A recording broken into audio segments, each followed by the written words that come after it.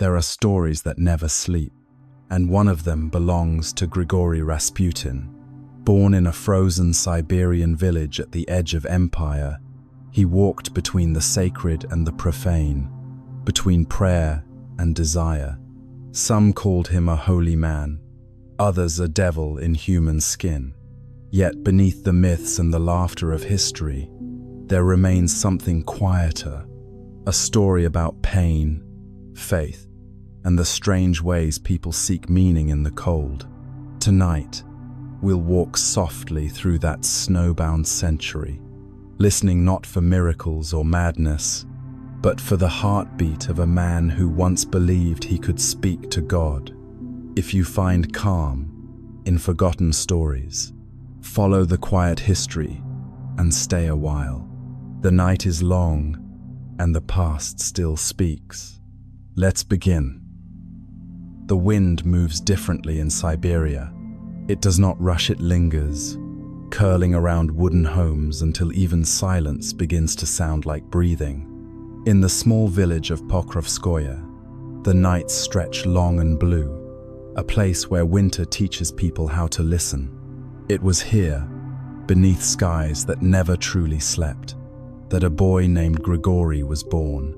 No one could have known that his name would one day fill the corridors of palaces and prisons alike, that his shadow would wander far beyond this quiet plain.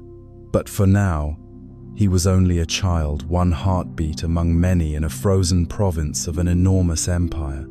Smoke rose from chimney tops like slow prayers. Dogs curled close to the hearth. Snow whispered against the door. Life was measured not by ambition, but by survival, by how long a candle could last, or how much warmth two hands could hold. People spoke softly here. They told stories beside dim fires, of saints and wanderers, of those who heard the voice of God in the rustle of birch leaves. Maybe that's where Grigori's story begins, not with miracles, but with the sound of someone listening too closely to the dark, because every legend begins quietly, in a place where the world seems to be sleeping, and only one soul dares to stay awake. In the January of 1869, Pokrovskoye was a world of frost. The river lay still beneath a shell of ice, and each dawn arrived pale, as if the sun itself was reluctant to return. In a wooden house near the edge of the village, Grigori was born, the first of his mother's children to survive the winter. 7 had come before him, and 7 had gone, leaving the air heavy with prayers spoken too often to the same ceiling beams.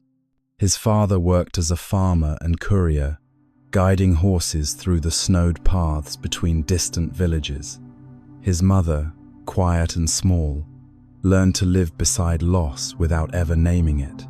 They did not have much, only bread, warmth, and faith that the earth would forgive them another season. People said that even as a boy, Grigori's eyes held something searching. He would pause at doorways, listening for sounds others couldn't hear. The crackle of the stove, the creak of wood, the soft pulse of silence itself. Sometimes he spoke of dreams where angels visited, where light touched him, and then disappeared before dawn. No one made much of it. In villages like this, dreams were as common as hunger. But neighbors remembered him, the child who lingered, the boy who looked at people as if he already knew the end of their stories. Outside, the winters stayed long and merciless. Inside, a thin flame of life continued to burn, and in its glow, the child grew, half of this world, half of another he could not yet name. By his 20s, the quiet boy of Pokrovskoye had grown into a man who could not sit still. The same eyes that once searched the silence of a wooden house now searched the world itself. In taverns, in fields, in the company of those who drank to forget, villagers spoke of him with both irritation and pity. He stole small things, a loaf, a bottle, a horse never from greed, but from some inward restlessness, as though movement itself could drown whatever followed him inside. When the theft finally caught up to him, he fled across the white steppe, the sky wide and empty, the sound of hooves the only prayer he knew. Ahead, the road curved toward a monastery, its bells slow and forgiving, its doors open to any soul that arrived with frost in its beard and shame in its heart. Inside those walls, Grigori met an elder named Makarij, a man whose face was weathered like parchment left near fire. The monk spoke little. He believed that silence was the truest confession. In that stillness, something inside the wanderer quieted for the first time. Days became prayers, and prayers became journeys. He walked barefoot through snow, wore chains around his wrists, slept in barns and by rivers, believing that pain could scrub the soul clean, that God listened best to those who walked alone. No one knew whether faith had found him, or he had found faith, but the roads no longer frightened him. Each mile was a penance, and each dawn a promise that he might yet be forgiven for reasons he could not name. Faith, in those years, was not quiet. Across late imperial Russia, prayers rose from candlelit churches, but also from barns, cellars, and forests, where people gathered to touch something that ordinary worship could not reach. They called themselves seekers, pilgrims of the hidden light. The Orthodox Church named them heretics, and between those two words, seekers and heretics, lived the secret longing of a people who wanted God to feel close enough to breathe.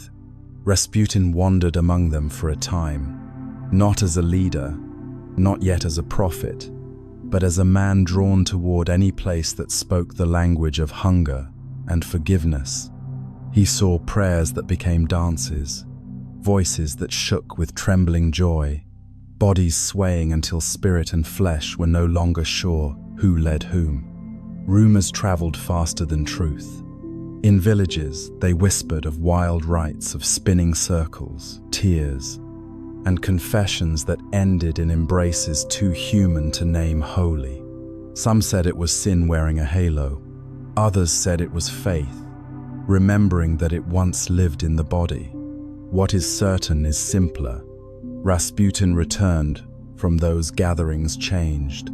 He walked slower, his gaze more inward, and when he spoke, his words carried both ache and mercy.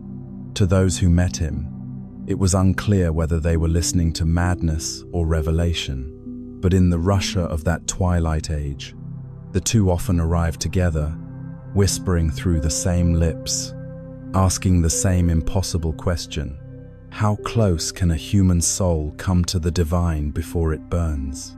The road that led from Pokrovskoye to St. Petersburg was more than a journey through miles. It was a crossing from earth to empire, from obscurity to the quiet glare of chandeliers.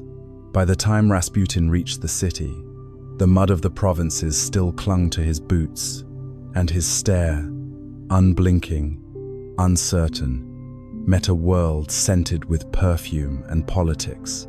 At first, he was only a curiosity.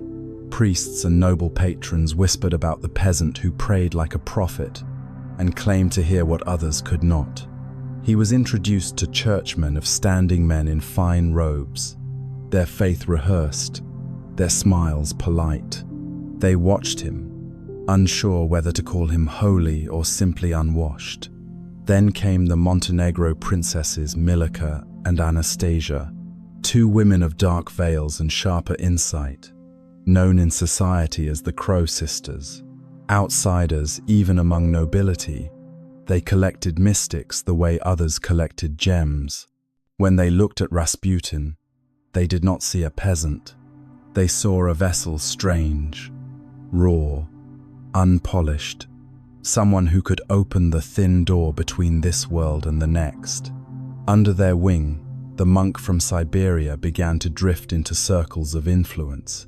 Dinner tables where wine gleamed in cut glass, rooms where laughter tried to hide exhaustion. He said little, yet when he spoke, his voice carried a stillness that unsettled and soothed all at once. To some, it was faith. To others, a trick of light upon the fevered conscience of the age. Street Petersburg in those years was a city of excess and hunger both, a place where the empire's heart beat too fast. And in that feverish pulse, Rasputin found his doorway. One more step, and the cold wind of Siberia would follow him. Into the rooms of the Tsar, in the heart of the royal palace, silence was its own kind of prayer. The Empress Alexandra walked softly through corridors that smelled of linen and medicine, her steps measured by worry, her hands always ready to fold in faith. Her son, the young Tsarevich Alexei, slept behind a curtain of whispers. To the world, he was the heir to Russia's endless empire. To his mother, he was a fragile heartbeat, a boy whose blood refused to heal. A small bruise could bloom into agony. A fall, a scrape, a stumble could turn the child pale as snow. Doctors came and went, each leaving behind more despair than comfort. No one dared to speak the word aloud. Hemophilia, a condition both royal and cruel, passed down like an invisible crown. One night, after a sudden fall, Alexei began to bleed within. Nothing stopped it. Candles burned low, prayers were whispered through tears, and Alexandra's world began to narrow into a single plea. Please, let him live. Then, as if carried by the wind, a name reached her: Rasputin, the peasant mystic from Siberia, strange and unsettling, but spoken of by those who swore he could calm both body and spirit. He arrived without summons, claiming he had seen the child suffering in a vision. The guards hesitated, but Alexandra, half faith, half desperation, let him pass. He knelt beside the bed, his hand hovering just above the boy's brow. He whispered softly, words no one could fully hear. Outside the window, snow began to fall again. Slow, steady, like a pulse returning to the world. By morning, the fever had eased. Alexei breathed evenly. The bleeding stopped. No one could explain it. Some said Rasputin forbade the doctors to give the boy aspirin, a decision that, by chance or insight, spared him. But Alexandra did not ask for reasons. She only saw her child sleeping, alive, and the strange man from Siberia standing quietly in the corner, eyes lowered. In that fragile dawn, gratitude filled the room like the scent of burning wax. Faith, once trembling, found something to hold. The nursery was a small world within the palace. Warm lamps, soft laughter, the smell of soap and candle wax. Here, the empire's noise faded into whispers, and the Tsar's children learned their lessons beneath ceilings painted with angels. Rasputin came often now. He would pray with the children before bed, his voice low and rhythmic, a sound that seemed to still even the restless air. Sometimes he told stories of saints, of travelers, of rivers that could speak if one listened long enough. The little girls, wide-eyed and drowsy, believed every word. To them, he was not a mystic nor a threat, but a strange uncle from the snow, someone who carried warmth into rooms that had forgotten how to breathe. Yet beyond those soft-lit walls, unease began to gather. Servants traded glances, then words. The governess tightened her jaw each time he entered. The nurses whispered of impropriety, of shadows that lingered too long after prayers. And in the marble corridors, rumor became the palace's second language. Newspapers caught the scent and began to write between the lines, half-truths, insinuations, headlines that turned faith into scandal. Every whisper grew teeth, and the man once called healer began to sound, in print, like a curse. But inside the nursery, the children still slept soundly. They dreamt of snow and stories, of the kind eyes that had once calmed their mother's fears. Whatever truth the world was chasing, in that small, perfumed room, only quiet remained, a fragile peace, balanced on the breath of those too young to know how easily trust can be broken. Far from the palace, in a dim apartment on Gorokovaya Street, another kind of devotion took root. Here, the air smelled of boiled cabbage and candle smoke. The table was always set bread in the center, bowls brought by women who came not out of duty, but out of a longing that no church could name. They arrived quietly, shawls drawn tight, each carrying a dish, a confession, or both. Rasputin sat at the head of the table, saying little. He would stare into the distance, eyes unfocused, as if reading a scripture no one else could see. Then, without warning, he would begin to write, scraps of paper filled with words that poured out faster than he could form them. The women watched, breath held, believing each line to be a message meant only for them. Among them was Olga Loktina, a devoted follower whose faith grew past reason into worship. She left her husband, her children, her name. She called him God, and would not let a day pass without sitting at his feet. Those gatherings blurred the lines between prayer and need, between belief and hunger. The city outside was cold, indifferent, but in that cramped room, there was warmth, the kind that loneliness mistakes for light. For a while, it worked. The laughter, the tears, the shared silence gave shape to something like family. But families built on reverence, not love, begin to bend under their own devotion. And when the world outside began to whisper about impropriety, about nights that ran too long and faith that crossed the skin, even the faithful started to wonder what they were worshipping. The candles burned down to stubs. The air grew heavy with both incense and doubt. And somewhere in the middle of it all, the man from Siberia, half saint, half shadow, closed his eyes as if he too longed to believe in something pure again. Summer came to Siberia late that year, a brief, trembling warmth between long seasons of ice. Rasputin had returned home to rest, his body heavy, his spirit restless. But peace, for him, was never more than a passing guest. Among his enemies was Iliador, once a fellow man of faith, now a bitter shadow convinced that Rasputin's power came not from heaven, but from the darker places below. In secret, Iliador found a woman to carry his vengeance, Kionia Guseva, a scarred soul, her nose cut away by past cruelty, her heart filled with someone else's fury. One afternoon, as Rasputin stepped out to send a letter, she appeared in the road, small and still, her hands folded like in prayer. He slowed, ready to offer arms. Then she struck, a flash of metal, a cry, the smell of blood. In the heat of summer, she stabbed again and again, until the man who once spoke of God lay gasping beneath the same sun that had thawed his homeland. That very day, far across Europe, another death unfolded.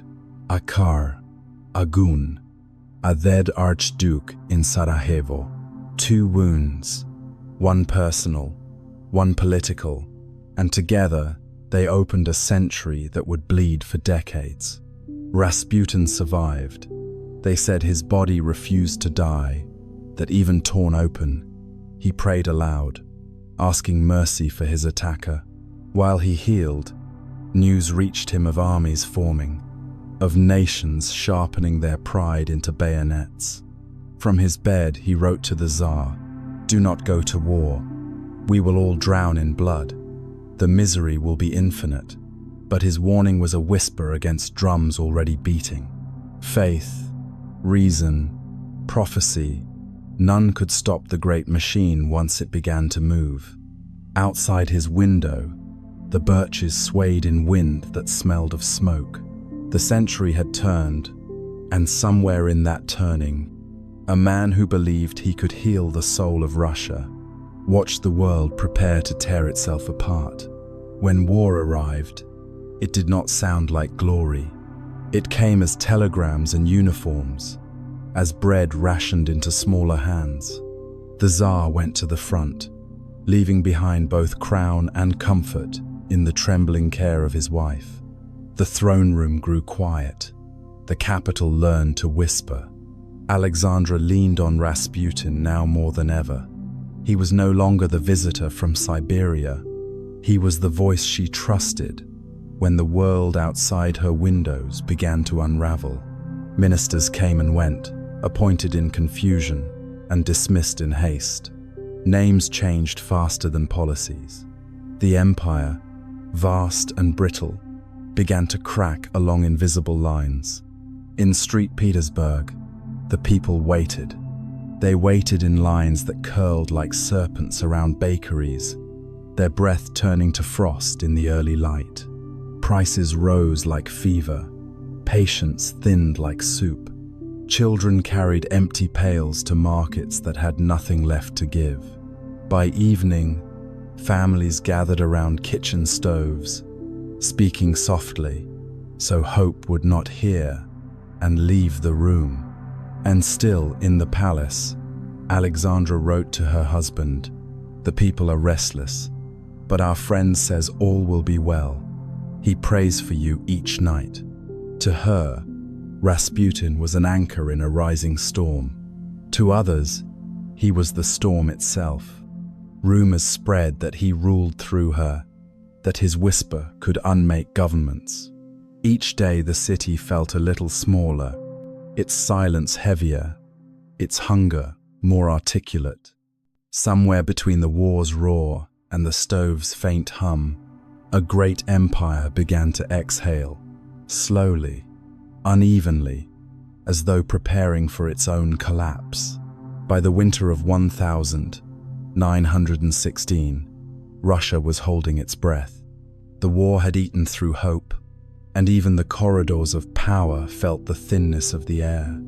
In the Duma, voices rose in careful fury.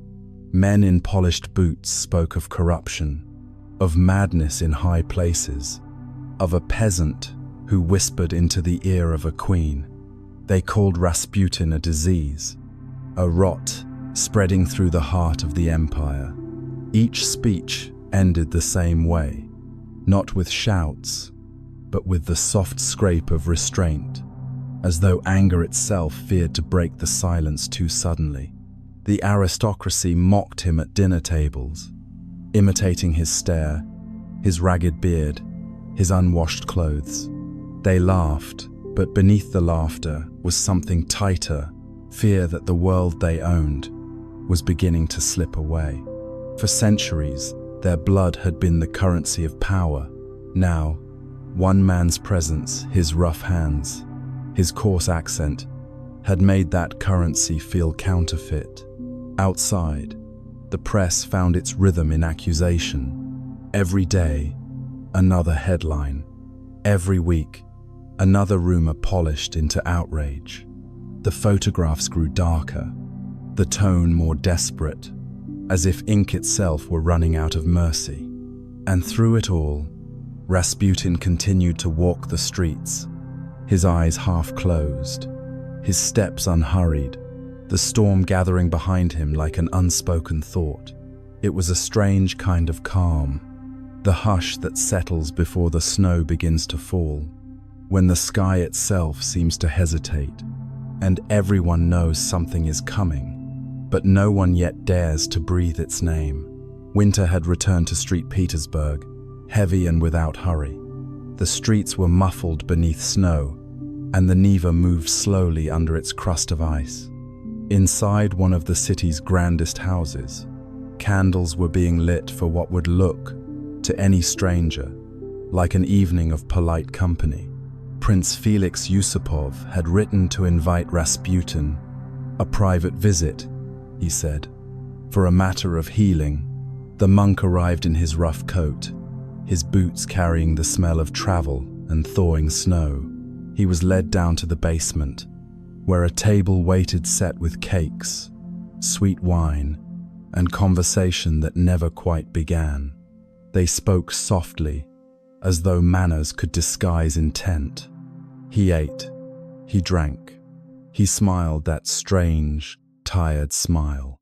Hours passed, and the poison failed to do its work. The men upstairs exchanged whispers of disbelief. The air grew heavy with candle smoke and fear. Yusupov descended again, trembling between faith and dread.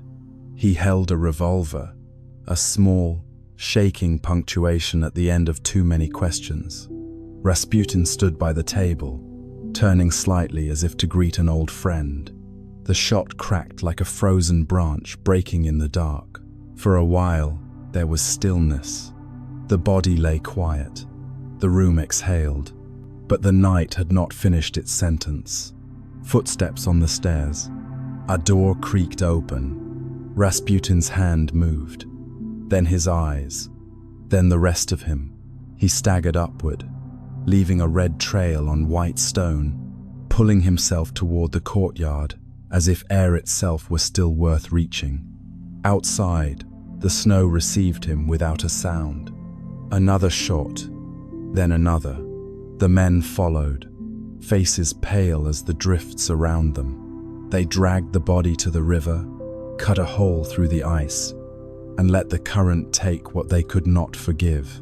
Overhead, the city slept on, unaware that one of its own myths was already beginning to sink beneath the frozen water. Days later, the river gave him back. Fishermen found the body caught beneath a curve of ice, the coat stiff, the hair frozen into ropes. When they lifted him from the water, his hands were raised, as though pressing against the underside of the world, trying to return to air. The story grew quickly, that he had drowned, that he was poisoned, that he had been shot 3 times, that even death itself had to argue with him. Doctors gathered in lamplight to study what remained. The bullet wounds were clear, the poison uncertain, and in the lungs, a trace of water, enough for the whispers to claim that Rasputin had still been breathing when the ice closed above him. But perhaps that detail belongs more to legend than to fact. Even the most careful records can't tell where truth ends, and the telling begins. What we know is simpler. A man who once believed he could speak with God was pulled from a river by hands that no longer knew how to pray. The city came to look, quietly, in 2s and 3s. Some crossed themselves. Some smiled in disbelief. Others turned away, uneasy that the myth they had feared looked so ordinary in death. Later, stories multiplied, that his eyes had remained open, that his body refused to decay, that a piece of him grotesque and absurd was kept in a jar and shown for money. Each version said more about the tellers than the dead. By evening, the ice sealed again, the hole gone, the current steady. The river had given what it could and kept the rest. After Rasputin's death, the snow kept falling. It covered streets, palaces, and graves alike. A single white silence across a country about to wake into chaos. Within months, the war grew unbearable, and the empire that had once stretched across continents began to fold in on itself like tired hands. Factories closed, soldiers deserted, and in breadlines, people spoke the word revolution, as though it were both a prayer and a curse. In the palaces, the Romanovs felt the tremor reach their walls. The Tsar abdicated, the royal seal broken, and Alexandra, who had once trusted that one man could hold back fate, was left in rooms that grew quieter by the day. Letters went unanswered. Windows were boarded. The scent of roses from the nursery faded into dust. Among those who remembered, a letter of Rasputin's began to resurface, written not long before his death, its tone both pleading and resigned. "If I am killed by common men, you and your family shall rule for centuries. But if I am killed by your own kin, then none of your blood shall remain alive for more than 2 years. They will all be killed by the Russian people." When the revolution reached its final, cruel silence in a cellar in Yekaterinburg, some said the prophecy had come true. Others said it was only coincidence, the dark poetry of a century closing its doors. We need not decide. It is enough to stand here in memory's snow and understand that the age of emperors, mystics, and divine right was ending not with fanfare, but with the soft sound of footsteps leaving a house for the last time. The old world, exhausted, pulled its own blanket of winter close and slept. History rarely decides what to keep. Some names fade like smoke, and others, for reasons no one can fully name, linger half-truth, half-dream. Rasputin became one of those names, not merely a man, but a mirror, for faith, for fear, for the human need to find meaning in chaos. Every generation rediscovers him, painting the same face with new colors. Saint, sinner, healer, devil, the shadow we draw when we look too closely at light. But perhaps the truest story is not in what he did, but in what people saw in him, their hunger for miracles, their longing to believe that pain could be undone by someone who dared to believe it first. In that way, his story was never his alone. It belonged to everyone who has ever stood between sin and salvation, wondering which way the road would turn. Tonight, we remember him not to praise, nor to condemn, but simply to understand how tired the century had become, how faith and empire and longing had all reached their final winter together. The world that made Rasputin has gone, but its questions remain, drifting like snow that never fully melts. So we close this story as we began it, softly, in the quiet that follows history's noise. Let the myths rest. Let the names return to silence. And as the lamps fade and the river freezes again, may you find peace in knowing that even in the darkest stories, there is always a small light still willing to stay. Good night.